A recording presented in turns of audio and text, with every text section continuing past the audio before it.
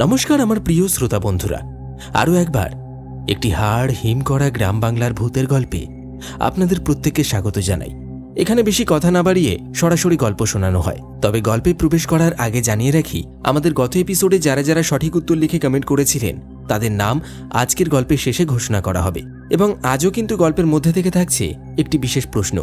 সেই প্রশ্নের সঠিক উত্তর, আপনার নাম এবং আপনি কোন জায়গা থেকে গল্পটি শুনছেন সেটি মেনশন করে কমেন্ট বক্সে লিখে জানাতে ভুলবেন না। তাহলে চলুন শুরু করা যাক আজকের গল্প। আজ আপনি শুনতে চলেছেন সুলেখক মাস্টারদার কলমে গ্রাম বাংলার ভূতের গল্প খাল পাড়ের শ্মশান ঘাট। বরাবরের মতো গল্প পাঠে এবং বিশেষ কয়েকটি পুরুষ চরিত্রে থাকছি আমি সুদর্শন। নারী কণ্ঠে থাকছে সুপমা এবং অদ্রিজা। শুরু হচ্ছে খাল পাড়ের শ্মশান ঘাট।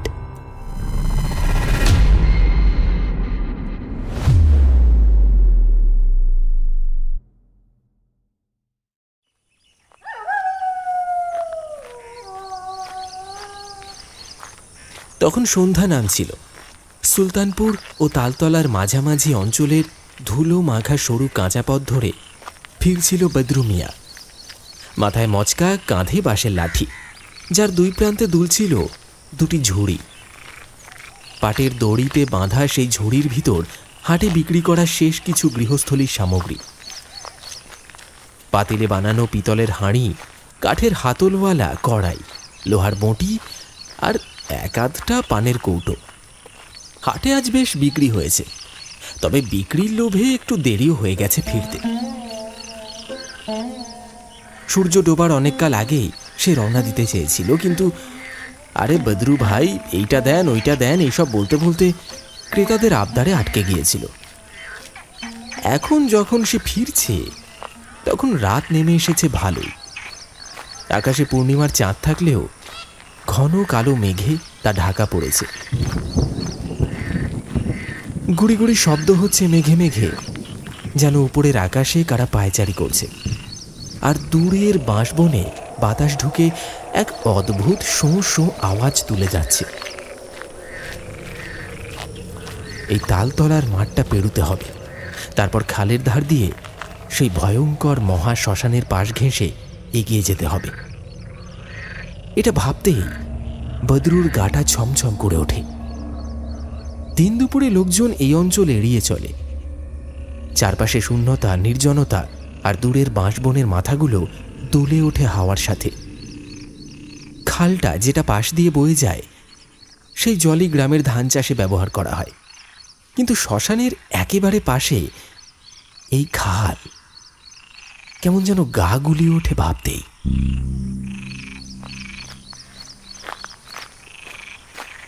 বদরু মিয়া হাঁটতে হাঁটতে নিজের মনে বিড়বিড় করতে থাকে,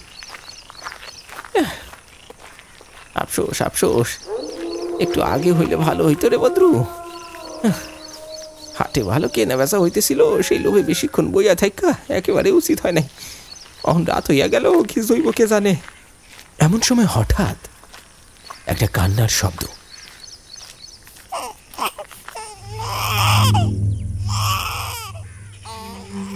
একটা ছোট্ট শিশু গলা, নরম টানা হাহাকারের মতো। বদরু দাঁড়িয়ে পড়ে। বুকের ভিতরটা কেমন যেন ঠাস করে ওঠে। তার হাতের হ্যারিকেন বাতিটা একটু ঝাঁকুনি দিয়ে তুলে ধরল সামনে। বাতির হলুদ আলো তালতলার মাঠের এক কোনায় পড়ল। তালগাছের নিচে একটা ছোট্ট ঝোপ নড়ছে। আরে, এই আওয়াজটা আইতাছে কই থেকে? আল্লাহ, এটা তো বাচ্চার কান্না। শ্মশান পাড়ের এইখানে তো কত কথা শুনি মানুষের মুখে। পা থেমে থাকে না তার। ভিতরে একটা অদ্ভুত টান, একটা অজানা আশঙ্কায় বদরু এগিয়ে যায় তাল গাছটার দিকে। হঠাৎ মেঘ ফেটে গগন বিদারী বজ্রধ্বনি সহকারে বৃষ্টি শুরু হলো।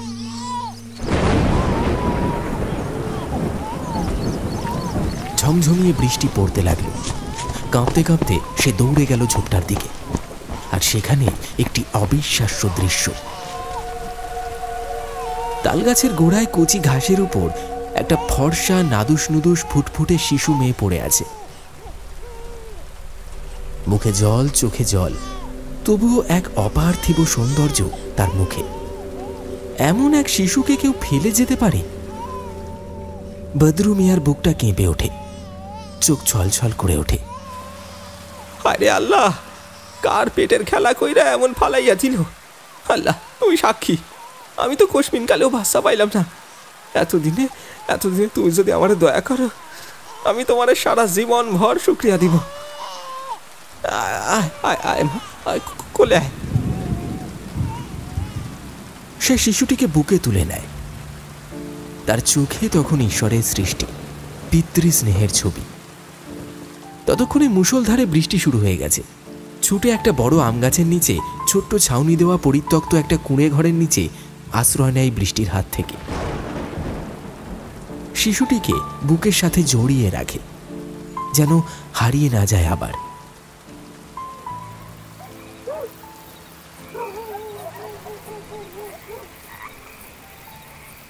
বৃষ্টি একটু কমতেই সে হাঁটতে শুরু করে নিজের ঘরের পথে। বাড়ির সামনে পৌঁছে চিৎকার করে ওঠে, নাজমা গো, আরে কই গেছো তুমি? আরে দেখো গো, তোমার লেগে কি নিয়ে আইলাম। দরজাটা খুলে যায়। নাজমা, তার স্ত্রী। এত রাত হলো, কি করছিলে তুমি? কত দেরি হয়েছে জানো? আরে সেই সব পরে শুনবা, আগে তো দেখো তোমার জন্য আল্লাহর দেওয়া তোফা নিয়ে আইলাম। বদরু তার ঝুড়ির ওপর থেকে গামছাটা সরিয়ে দেয়। হাসি মুখে তাকিয়ে থাকা শিশুটির মুখ দেখে নাজমা স্তব্ধ। তার মুখে বিস্ময় আর চোখে জল। একে কোথায় পেলে তুমি? বদরু সমস্ত ঘটনা খুলে বলে, কিভাবে তালতলার মাঠে, শ্মশানের পাশে এই ঝড় বৃষ্টির মাঝেও শিশুটিকে সে তুলে এনেছে। তারা দুজনেই শিশুটিকে আপন করে নেয়, মাথায় হাত বুলিয়ে আল্লাহর কাছে শুকরিয়া আদায় করে।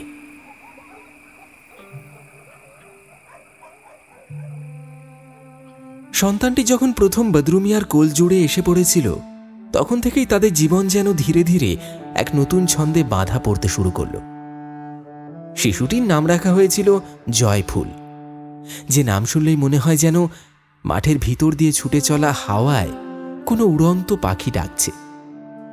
মেয়েটি ছিল অপূর্ব সুন্দরী, ফর্সা দুধে আলতা গায়ের রং, ঘন নরম কোকড়ানো চুল, চোখে সারাক্ষণ কিছু একটা খুঁজে বেড়ানোর কৌতূহল, আর তার ঠোঁটের কোণে এক শিশু সুলভ নির্ভরতার হাসি।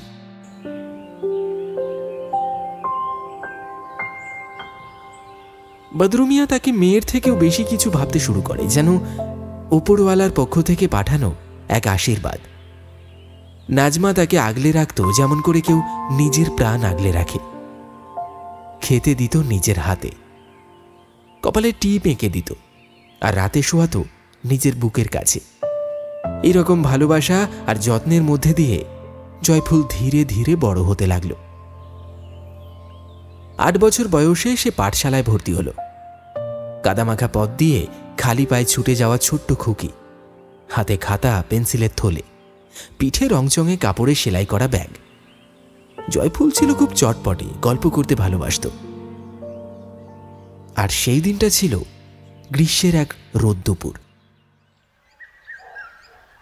পাঠশালায় অর্ধ দিবস ছুটি ছিল। গ্রাম জুড়ে নিস্তব্ধতা, কেবল দূরে কোথাও একটি বক ডাকছে। তালগাছের পাতা ঝিড়ঝিড়িয়ে নড়ছে। খুকি জয়ফুল জামরুল আর আম লিচু কুড়োতে বেরিয়েছিল। সে হাঁটতে হাঁটতে গ্রামের বাগান পেরিয়ে সেই তালতলার মাঠের দিকে যাচ্ছিল, যেখানে তালগাছের সারি যেন সোজা হয়ে উঠে গিয়েছে আকাশ ছুঁতে। পথে যেতে যেতে দেখা হয়ে গেল বুড়ো রহমান চাচার সঙ্গে, যিনি গরু চড়াতে বেরিয়েছিলেন। তিনি কপালে ভাঁজ ফেলে বললেন, এই দুপুর বেলায় তুই কোথায় যাস খুকি? দাদু, খালপাড়ের বড় জাম গাছে অনেক পাকা জাম পড়ে আছে। আমার বান্ধবী বলেছে আমি সেটা কুড়াতে যাচ্ছি। বুড়ো রহমান থমকে গেলেন। তার চোখ হঠাৎ বড় বড় হয়ে উঠল। নিচু গলায় বললেন, খবরদার খুকি, ওইদিকে একা যাস না, ওখানে এমন কিছু আছে যেটা চোখে দেখা যায় না, তবু সেটা আছে। আমরা বড়রা দল না করে ওইখানে পাই দিই না। জয়ফুল অবাক হয়ে বলল, ওখানে কি আছে দাদু? বলিস না, এক ডাইনি, যার ছায়া পড়ে না। জাম গাছটার মাথায় সে বসে থাকে নাকি, কাঁদে, হাসে, আবার গানও গায়। কথাটা শুনে জয়ফুলের মুখ শুকিয়ে গেল। ছোট্ট গলায় বলল, তাহলে আমি এখনই ফিরে যাচ্ছি, বাবাকে নিয়ে যাব পরে। বুদ্ধিমানের মেয়ে এই বটে তুই। যা যা, বাড়ি ফিরে যা।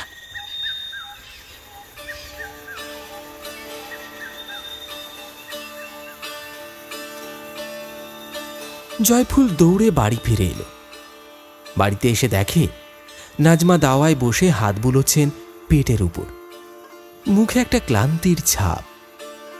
জয়ফুল ঘরে ঢুকে সোজা মায়ের কাছে এসে বলল, মা, আমি তোমার জন্য জামরুল আর লিচু এনেছি, তুমি খাও। তোমার পেটের ভিতরে আমার ছোট ভাই বোন আছে, তারাও খাবে। কি মজা! এই দুপুরবেলায় কোথায় কোথায় ঘুরছিস খুকি?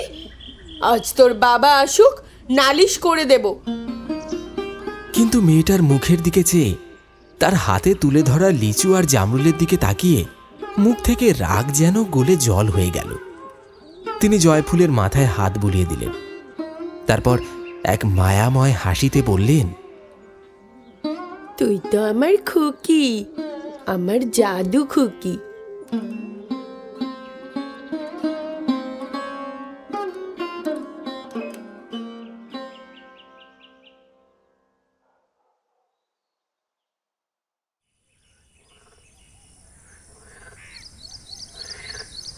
রাত গভীর, আকাশে এক চিলতে চাঁদও নেই, সব যেন থমথমে নিস্তব্ধ।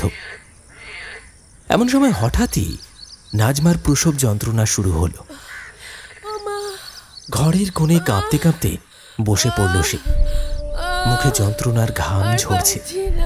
বদরুমিয়া বাইরে পায়চারি করতে করতে প্রায় অস্থির, বারবার আকাশের দিকে তাকায় আর আল্লাহর কাছে মোনাজাত করে। পাশের বারান্দার এক কোণে জয়ফুল নিঃশব্দে বসে আছে, চোখের পাতা পড়ছে না, ঠোঁটে ভয়ের রং।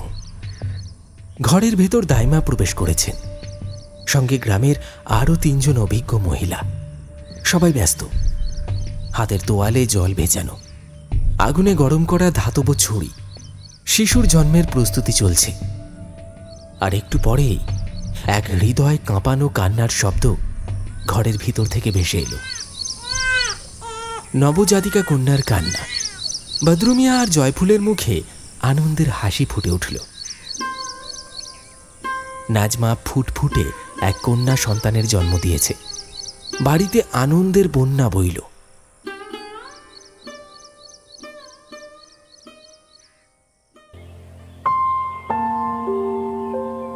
দিন যেতে থাকে, মাস পেরিয়ে বছর যায়। বদরুমিয়া এখন আর হাটে হাঁকডাক করে না, তার নিজস্ব দোকান হয়েছে, ব্যবসার বিস্তার ঘটেছে, টাকা পয়সার মুখ দেখেছে সে। গায়ের মানুষ এখন তাকে সম্মান করে। আর সেই কন্যা সন্তান নাজমার গর্ভজাত ধীরে ধীরে বড় হতে থাকে, চোখে মুখে আদরের ছায়া। তার 5 বছর বয়স হয়েছে। তার জয়ফুল, সেই কুড়িয়ে পাওয়া মেয়েটি তখন 13 বছরে পা রাখছে। তবে ঘরে এক অদ্ভুত পরিবর্তন লক্ষণীয়। নাজমা আর বদরুমিয়া যেন নিজেদের সন্তানকে নিয়ে এতটাই ব্যস্ত যে জয়ফুলকে দিনে দিনে যেন ভুলেই যাচ্ছে। তাকে আর আগের মতো কেউ ভালোবাসে না। তার পরনের কাপড় ছিঁড়ে গেছে, গায়ে ধুলো মাখা মলিন মুখ, মাথার ঘন কালো চুল উস্কো খুস্কো, অযত্নেই বাড়ছে। তার পা ফাটা, চোখে ঘুম নেই। পাঠশালার খরচ বহন করা সম্ভব নয়, এই অজুহাতে তাকে পাঠশালাও ছাড়িয়ে আনা হয়েছে। অথচ ছোট বোনকে নিয়ে কত আদর, কত যত্ন, ঠিক যেমন করে একদিন তাকে আগলে রাখত এই পরিবার। জয়ফুলের মনে প্রশ্ন জাগে, সে তো সবাইকে ভালোবাসে, তবে তবে কেন সবাই এমন বদলে গেল?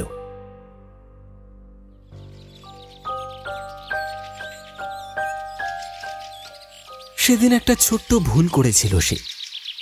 দুপুরবেলা ভুল করে গরম দুধ ফেলে দিয়েছিল। আহারে, তুই কি মানুষ হয়েছিস? একটা কাজ ঠিক মতো করতে পারিস না। বদরু মিয়ার গর্জন ভেসে এলো। জয়ফুল মুখ নিচু করে দাঁড়িয়ে থাকে, কিচ্ছু বলে না। তার চোখে জল, ঠোঁট কাঁপছে। সে জানে উত্তর দিলে হয়তো আরো বেশি করে বকুনি খেতে হবে। সারাদিন থালা বাসন মাজা, ঘর ঝাড় দেওয়া, ছাগল চড়ানো সবই সে করে যায় মুখ বুজে। বিকেলবেলা কাজ সেরে সে নিঃশব্দে বাড়ি ছেড়ে বেরিয়ে পড়ে। কেউ টেরও পায় না। সন্ধে ঘনিয়ে আসে, কিন্তু জয়ফুলের আর দেখা মেলে না। ঘরের দাওয়ায় বসে থাকে নাজমা আর বদরু মিয়া। নাজমা বলে,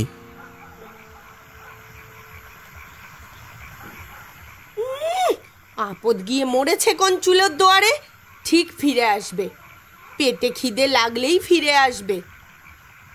কিন্তু বদরু মিয়ার মনটা কেমন যেন কচকচ করে ওঠে। মনে পড়ে যায় সেই রাতের কথা, যেদিন সে হাট থেকে ফেরার পথে কুড়িয়ে পেয়েছিল এই মেয়েটিকে। মনে মনে ভাবে, তাকে কি সত্যি অবিচার করা হচ্ছে?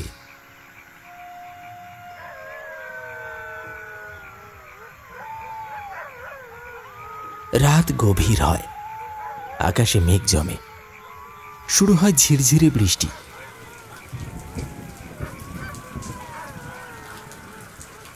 কিন্তু তবুও জয়ফুলের দেখা নেই। চিন্তিত হয়ে বদরু মিয়া এক হাতে হ্যারিকেন আর এক হাতে লাঠি নিয়ে বেরিয়ে পড়ে।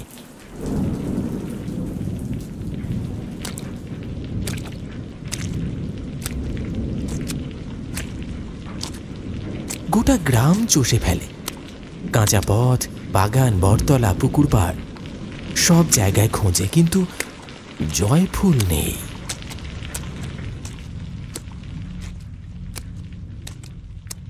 কোথাও নেই সে। আকাশে বজ্র ডাকছে, ঝিরঝির বৃষ্টির ছায়ায় ভিজে যাচ্ছে তার পিঠ। বাতাসে যেন কোনো অদ্ভুত ঘ্রাণ ভাসছে, কোনো অজানা আশঙ্কার ঘ্রাণ।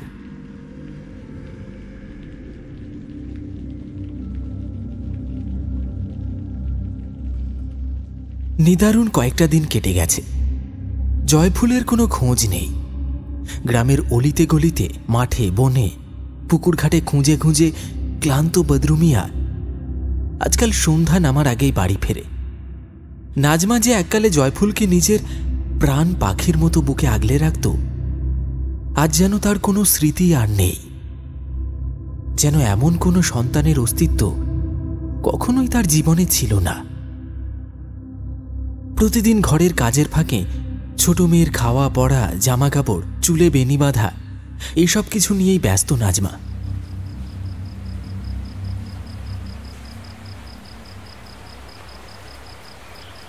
সেদিন রাতে বারান্দার এক কোণে খুপড়ি আলোয় বসেছিল বদরু মিয়া। হালকা বাতাসে শিউলি ফুলের গন্ধ। পাশে বসে চুলে বেনি বাঁধতে বাঁধতে নাজমা বলল, এই শোনো না, সামনে ঈদ, ছোটটার জন্য একটা ভালো জামা কাপড় কিনে দিতে হবে। বদরু মিয়া চুপ করে থাকে। তার চোখে আজও ঝিলিক দেয় সেই দৃশ্য, যখন একটা তালগাছের গুঁড়ির পাশে কাঁদতে কাঁদতে পড়ে থাকা ফুটফুটে জয়ফুলকে কুড়িয়ে পেয়েছিল সে। জয়ফুলের মুখখানা আজও মনে পড়ে। হঠাৎ বলে ফেলে, চোখে কেমন আলো ছিল মেয়েটার, একেবারে সরল সাদাসিধা। নাজমা বিরক্তির স্বরে বলে ওঠে, আহ, অত কথা বলো না তো। কোথাও গিয়ে মরেছে বোধহয়, আমাদের খোঁজ করে?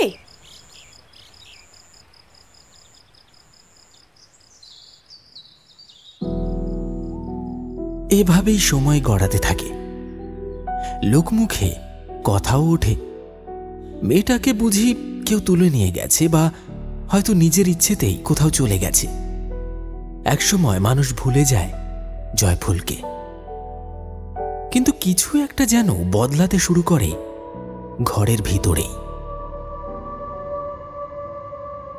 ছোট মেয়েটির মধ্যে কেমন অদ্ভুত সব পরিবর্তন দেখা যায়। খুকির চুল যা একসময় সরল ছিল হঠাৎ করেই যেন ঘন হয়ে উঠেছে, ঠিক কোঁকড়ানো গোছে, যেন আগুনের শিখার মতো এলোমেলো।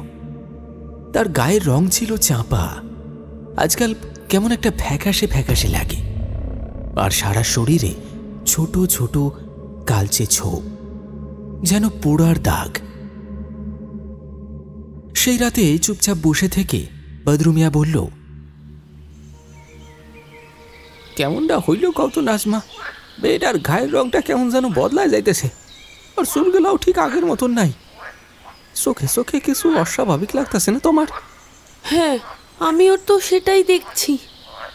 এই চলো না কালই বৈদ্যমশাইয়ের কাছে যাই, কোনো রোগ হয়েছে নাকি কে জানে।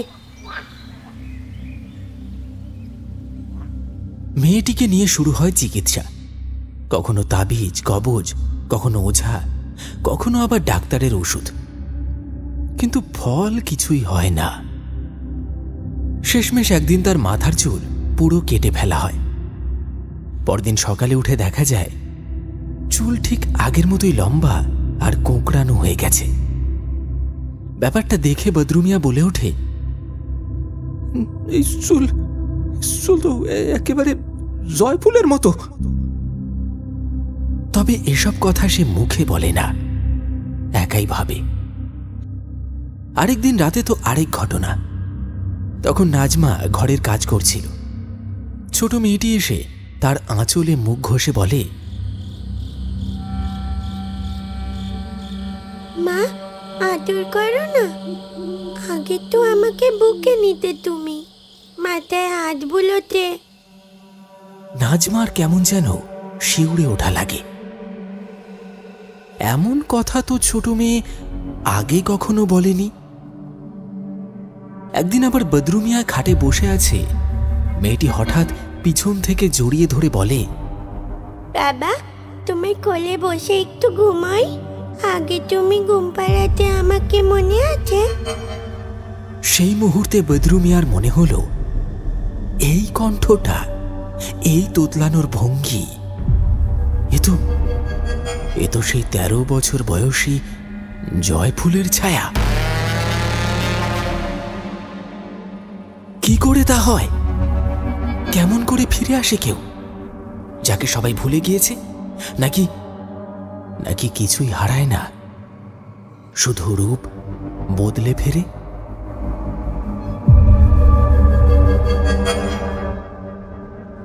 বাতাসে ঘামের সঙ্গে মিশে যায় এক অচেনা গন্ধ, যেন ধুলো মাখা ফেলে আসা কোনো বিকেলের কোনো অভিমানী মেয়ের চাপা কান্নার গন্ধ।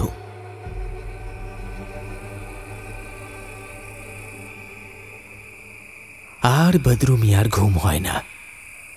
তার বুকের ভিতর যেন কেউ চুপ করে ফিসফিস করে, আমি এখনো এখানে আছি।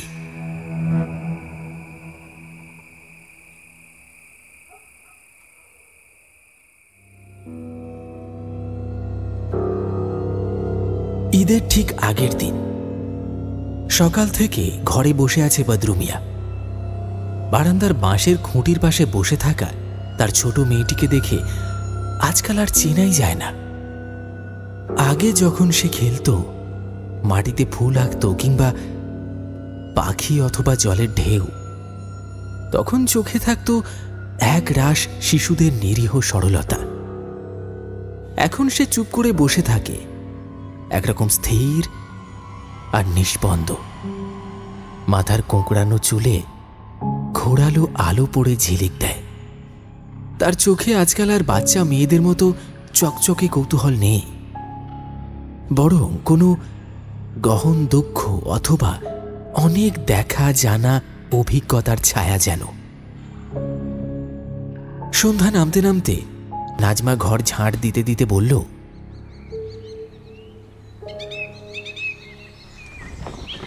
আজকাল মেয়েটা খাওয়া দাওয়া ঠিক মতো করে না, চুপচাপ বসে থাকে। বদরু মিয়া একটা নিঃশব্দ দীর্ঘশ্বাস ফেলে। তার বুকের ভিতরে জমে ওঠে একটা অদ্ভুত সংশয়।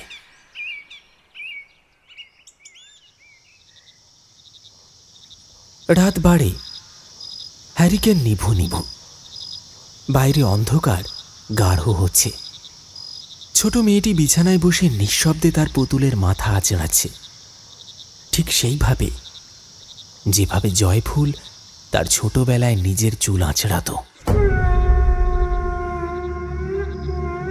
হঠাৎ মেয়েটি মুখ তুলে বলে, বাবা জানো তো, আমি রাতে জানালার বাইরে দাঁড়িয়ে থাকা সেই মেয়েটাকে দেখি। সে বলে ওর নাম চুপ চুপ, এইসব বলবি না। কিন্তু বদরু মিয়ার গায়ে কাঁটা দিয়ে ওঠে। কে রে? কে সেই মেয়েটা? মেয়েটি তখনও হাসছে, তার ঠোঁটে সেই রহস্যময় শিশু হাসি।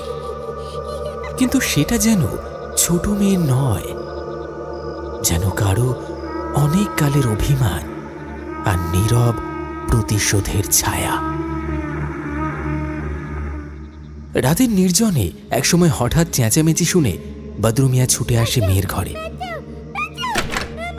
বিছানায় দেখা যায় মেয়েটি চিৎকার করছে, তার চোখ খোলা কিন্তু তাকিয়ে নেই, যেন নিঃস্ব আর রক্তহীন চোখ। ঘরের বাতাসে ভেসে আসে পোড়া কিছুর গন্ধ, যেন কোনো সুগন্ধ নয়, কোনো পোড়া চুল কিংবা পুরনো শাড়ির আঁচলের মতো গন্ধ। সেই মুহূর্তে নাজমা বলে ওঠে,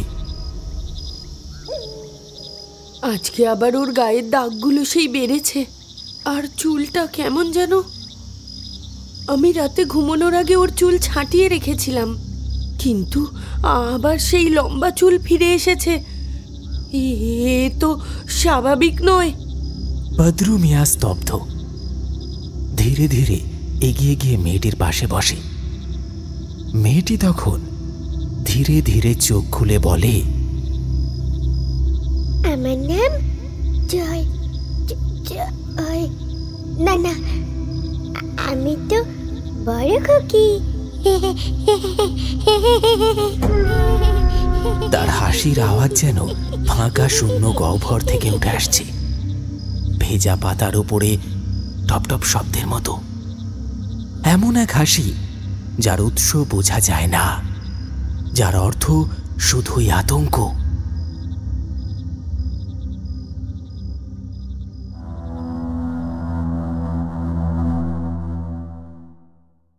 দিন পেরিয়ে যায়।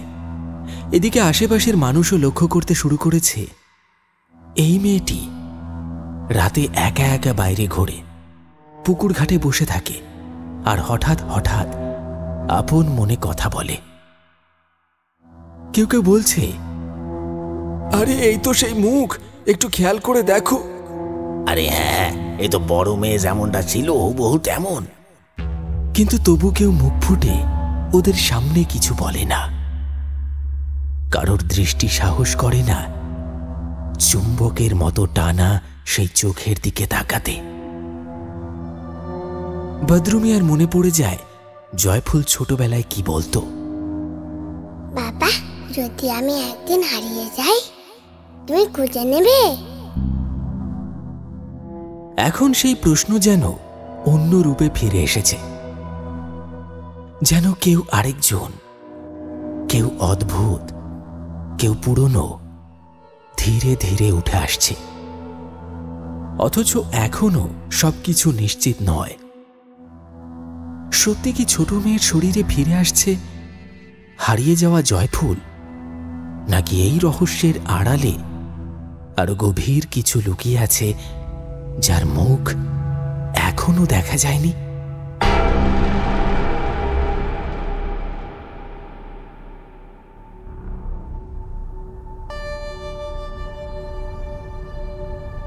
ঘরের চারিদিকে সময় যেন জমাট বেঁধে বসে আছে। বাতাসে শিউলি ফুলের গন্ধের পরিবর্তে এখন এক ধরনের মৃতবৎ ঠান্ডা। দেয়ালের ছায়াগুলো আজকাল নড়ে ওঠে মাঝরাতে, আর বদরু মিয়া জানে কোনো কিছু আবার ফিরে এসেছে।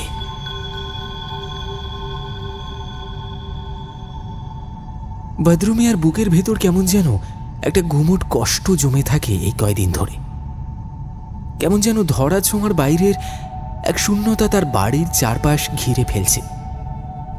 একটা চাপা আঁধার, যা শুধু চোখে দেখা যায় না, কিন্তু ত্বকের নিচে যেন ঢুকে পড়ে। তার ছোট খুকির দিকে তাকালে বুকটা কেমন যেন মোচড় দিয়ে ওঠে। একেই তো বড় আদরে মানুষ করেছিল, তার উপর এখন এই অদ্ভুত পরিবর্তন। আগে সে মা মা করে ঘুরে বেড়াতো, এখন সারাদিন চুপচাপ থাকে, অথচ ঘরের কাজকর্মে তার আগ্রহ বেড়েছে আশ্চর্যজনকভাবে। সকালবেলাতেই উঠে পড়ে সে, নিজেই ঘর ঝাড় দেয়, উঠোন সাফ করে, বাসন মাজে, মাঝে মাঝে রান্নাঘরে গিয়ে নিজেই কিছু একটা বানায়, খায়। যে খাবারটা সবাই মিলে খাওয়া যায় সেটা কখনো চুপি চুপি একাই খেয়ে ফেলে সে। কেউ কিছু বললে ভাঙা ভাঙা গলায় বলে, আমার খিদে পেয়েছিল। আর সেই খাওয়া খাবার পরে রান্নাঘর বা বসার ঘরে পচা আষ্টে মতো একটা অদ্ভুত গন্ধ ছড়িয়ে দিত, যেন রক্ত, পচা মাছ আর পোড়া চুলের গন্ধ মিশে একটা গা গুলিয়ে ওঠা অনুভূতি তৈরি করে। নাজমা কয়েকবার সব ধুয়ে দেয়, কিন্তু গন্ধ যায় না।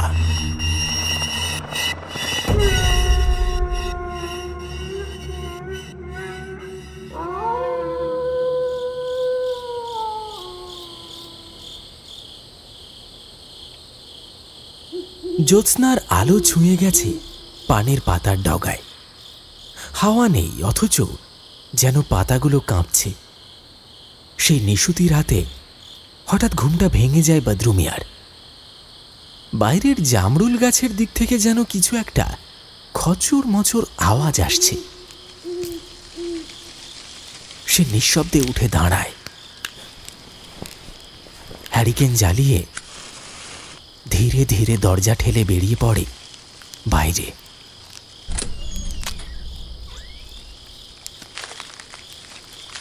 তার শরীরটা কাঁপছে, কিন্তু বদরু থামে না। গাছটার কাছে পৌঁছে যেতেই তার চোখ থমকে যায়। সেই জামরুল গাছের মাঝারি ডালে দুটো পা দুলিয়ে বসে আছে তাদের ছোট খুকি। তার এলোমেলো চুলগুলো ঝুলে পড়েছে কপালের উপর, মাথা নিচু, হাতের একদিকে জামরুল আর অন্য হাতে একটা জ্যান্ত হুতম পেঁচা।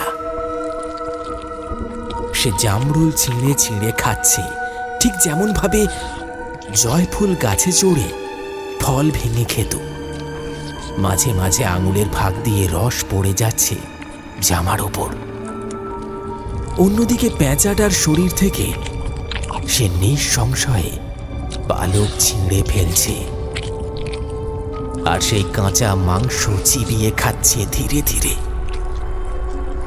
রক্ত টাটকা লাল আর ঘন তাজা, যেটা গড়িয়ে পড়ছে তার জামা বেয়ের নিচে।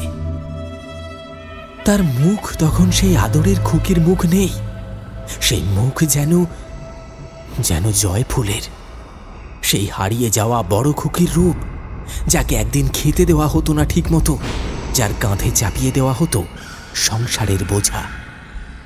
বদরু মিয়া ঠোঁট কাঁপে, নিজের অজান্তেই ফিস ফিস করে বলে ওঠে,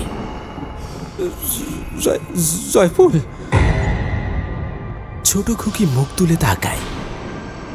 তার ঠোঁটে একটুখানি বিকৃত হাসি, চোখে গভীর দৃষ্টির ভিতর অজস্র অপরাধ আর দুঃখের ছায়া। আর বদরু মিয়া কিছু না বলে চুপচাপ ঘরে ফিরে আসে। তার বুকের ভেতরে তখন কেবল একটা অনুতাপের কাঁটার মতো প্রশ্ন, এই রূপে ফিরে এসে কি প্রমাণ করতে চাইছে সে? ভালোবাসার প্রতিশোধ কি এমনও হয়?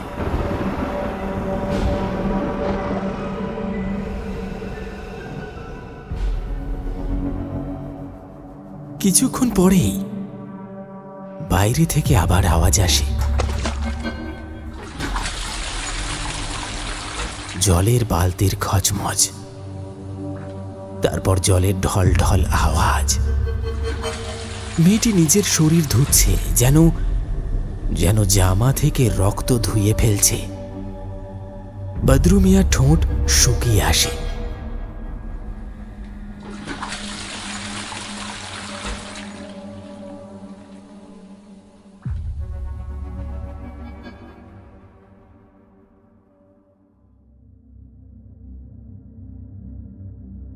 পরদিন সকাল হতে না হতে নাজমার ভীষণ জ্বর আসে।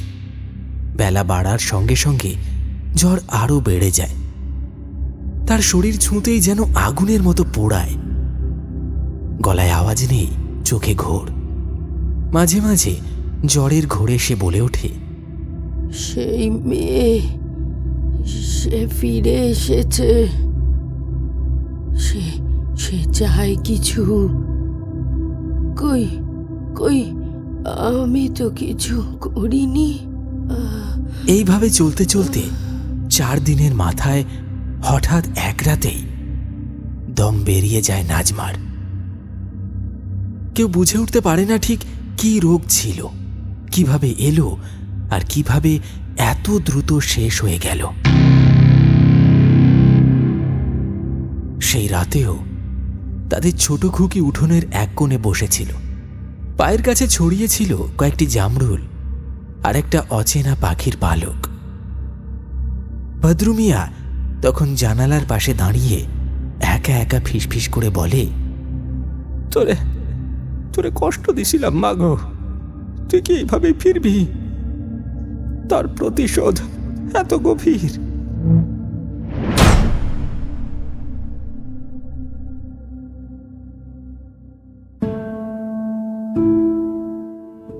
বদরু মিয়ার অবস্থা এখন আর স্বাভাবিক নেই, যেন কোনো জিন ভর করা এক উন্মাদ লোক। দুপুরবেলায় গ্রামের চারপাশ নিস্তব্ধ। তালগাছ আর খেজুর পাতায় ঝিম ধরা বাতাসও যেন ঘুমে ঢলে পড়েছে। রোদ এমন যে দিগন্ত যেন জ্বলছে আগুনে।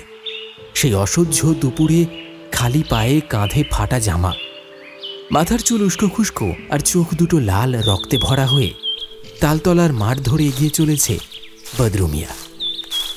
খোঁজ তার বড় মেয়ের। রাস্তার পাশে দেখা মিলল রিক্সা চালক বংশীর।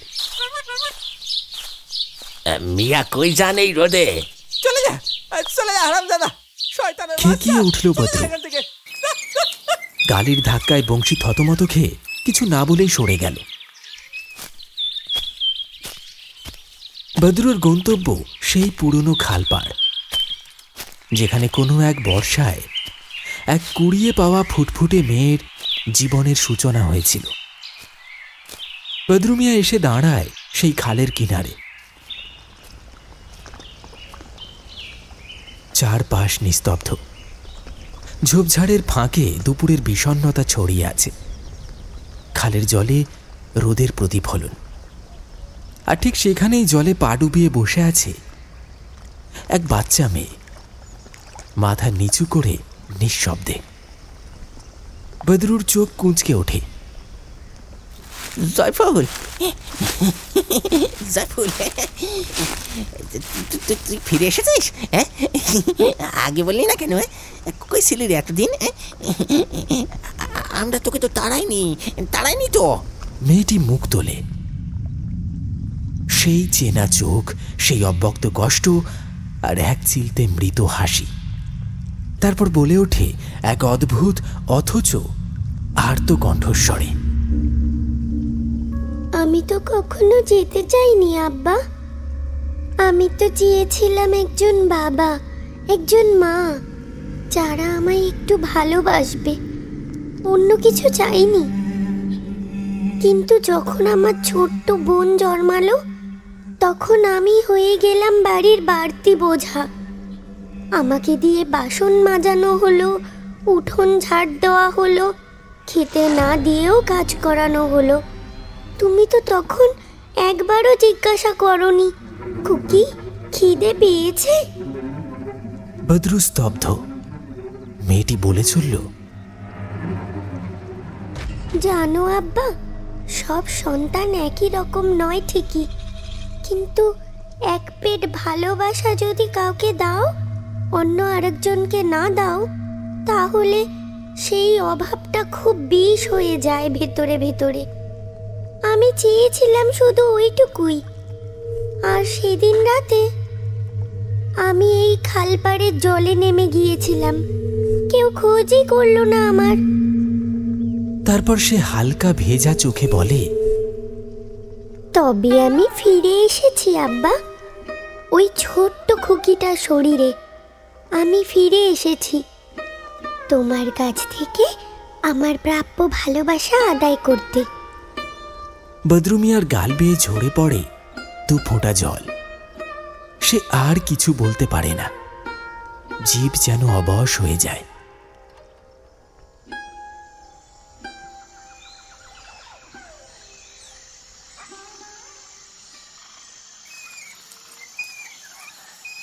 আমি এতক্ষণ এই কাহিনীটা শুনছিলাম রিক্সা চালক বংশীর মুখে, স্টেশন থেকে তালতলা ডাকঘরের কোয়ার্টারে ফেরার পথে। আমি প্রশ্ন করি, তারপর কি হলো বংশী? সে চুপচাপ কিছুক্ষণ চেয়ে থেকে বলল, কি আর হইব, বদ্র মিয়া পুরাপুরি পাগল হইয়া গেছে। একা একা বকে, আসে আবার কাঁদে। খালপাড়ে বা শ্মশানের পাশে গিয়া কারে জানি ডাক দেয়। আর সেই ছোট খুকি, সেও নাকি হারাইয়া গেছে কবে, কেউ আর দেখে নাই তারে। আমার গায়ে কাঁটা দিয়ে ওঠে। বংশী আরো বলে, বাবু এই এলাকায় সাবধানে থাকবেন, ওই খালপাড়ের দিকে যায় না, জানো খুব খারাপ জায়গা।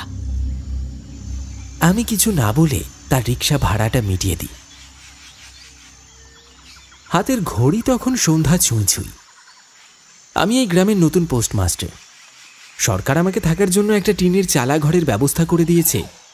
ইটের দেয়াল, একপাশে তুলসীতলা, কিন্তু মাথায় টিনের ছাউনি। প্রথম দিন ঘর গুছিয়ে নিয়ে একটু হেঁটে বেরোতে চেয়েছিলাম বাইরে, তখনই একটা বাচ্চা মেয়ে এলো, মুখে সারল্যের হাসি। মেয়েটি হাসি মুখেই বলল, সে নাকি তার দাদুর কাছে শুনেছে এই গ্রামে নতুন পোস্টমাস্টার মশাই এসেছেন, যদি কিছু কাজ পাওয়া যায়। বিনিময়ে সে কোনো টাকা পয়সা চায় না, শুধু 2টো ডাল ভাত জুটলেই হবে।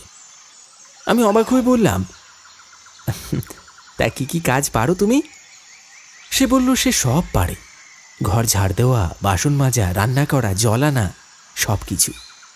শুধু নাকি একটু জায়গা হলে আর 2টো ভাত হলে সে থাকতে পারবে। মেয়েটির মুখে একটা প্রশান্তি। আমি মুগ্ধ হলাম, মাথায় হাত বুলিয়ে দিলাম। তারপর তার ছোট ছোট হাত 2টো ধরে বললাম, তোমার নাম কি খুকি? মেয়েটি আমার চোখের দিকে চেয়ে এক রাশ তির্যক বাঁকা হাসি নিয়ে বলল, জয়ফুল।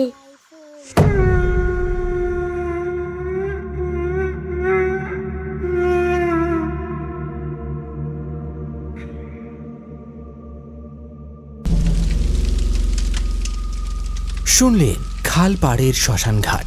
আমাদের আজকের নিবেদনের এই গল্পটি আপনার কেমন লাগলো অবশ্যই কমেন্টে লিখে জানাতে ভুলবেন না। যেমনটা গল্পের শুরুতে বলেছিলাম, আজও গল্পের মধ্যে থেকে থাকছে একটি বিশেষ প্রশ্ন। যদি আপনি মন দিয়ে গল্পটি শুনে থাকেন, তাহলে বলুন তো, আমাদের আজকের গল্পে জয়ফুল নামে মেয়েটি কত বছর বয়সে মারা যায়?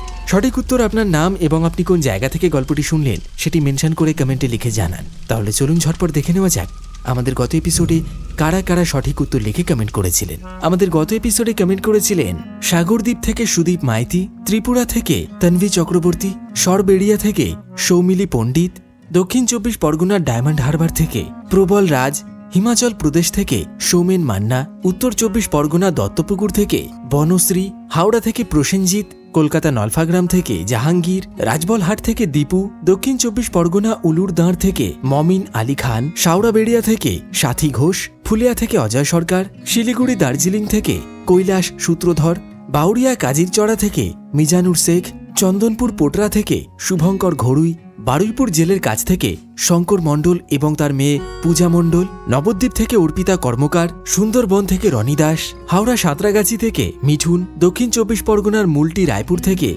স্নেহা পুরকাইত, গোপালনগর থেকে শানদীপ এবং ময়নার শ্যামগঞ্জ থেকে আকাশ হাইত।